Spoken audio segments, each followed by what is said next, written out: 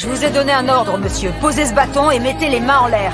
Il y a un problème? Monsieur, faites demi-tour, s'il vous plaît. C'est mon garage que vous voyez là, et Dave est un ami. C'est pas le genre à chercher des ennuis, c'est un vétéran, il a des petits soucis. Ils croient qu'ils vont me dépouiller sans que je le voie. Je trouve plus ma clé à cliquer. Elle a disparu. Ah ouais, c'est bête. Je peux t'aider à la chercher, ou alors, si tu veux, j'ai plein de clés de rechange dans le garage. T'auras qu'à te servir, ça te va? Alors que Dave retrouve enfin son calme, la policière lui arrache soudain son arme et lui passe des menottes glaciales. Arrêtez, il a fait ce que vous lui avez demandé. Vous n'êtes pas obligé de faire ça. On s'en occupe, monsieur. Alors quoi? Vous allez le traîner au poste, et pour quel motif? Vous voulez le suivre? Je vous ai dit de partir. Au moment où la tension monte peu à peu, l'arrivée d'un homme fait voler le blocage en éclats. Sergent Harrelson, du SWAT. Tout va bien, sergent. On s'en allait.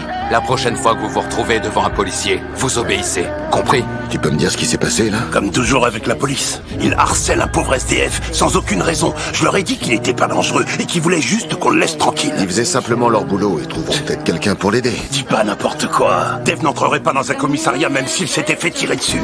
C'est du délire. Ils vont juste l'emmener au poste pour qu'un psy l'examine, puis ils vont le renvoyer dans la rue 1 heure plus tard. C'est censé l'aider comment? Leurs points de vue se heurtent violemment. Cela révèle une fracture profonde entre le quartier et la police. Le lendemain, il va donc voir le roi. Je voudrais te parler de ce qui s'est passé ce matin. J'essaie de mettre en place un programme au sein même de la police. Envoyer des volontaires formés pour gérer des incidents non violents. Et je veux que t'en fasses partie. Je t'ai déjà vu dans des situations tendues. Tu sais faire redescendre la pression.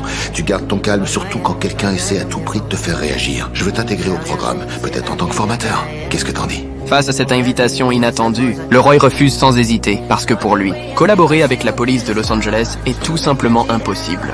On protège les nôtres, on est impliqué dans notre communauté parce que ça nous tient à cœur. C'est pour ça que t'es intervenu. Écoute, si ce programme fonctionne, il y aura peut-être moins besoin de patrouilles de police dans le quartier. C'est pas ça ton intérêt. Pense-y, tu veux. Le roi se renferme complètement. Il déteste les méthodes de la police. Mais il ne peut pas nier son sens des responsabilités envers le quartier. Alors il prend une décision audacieuse.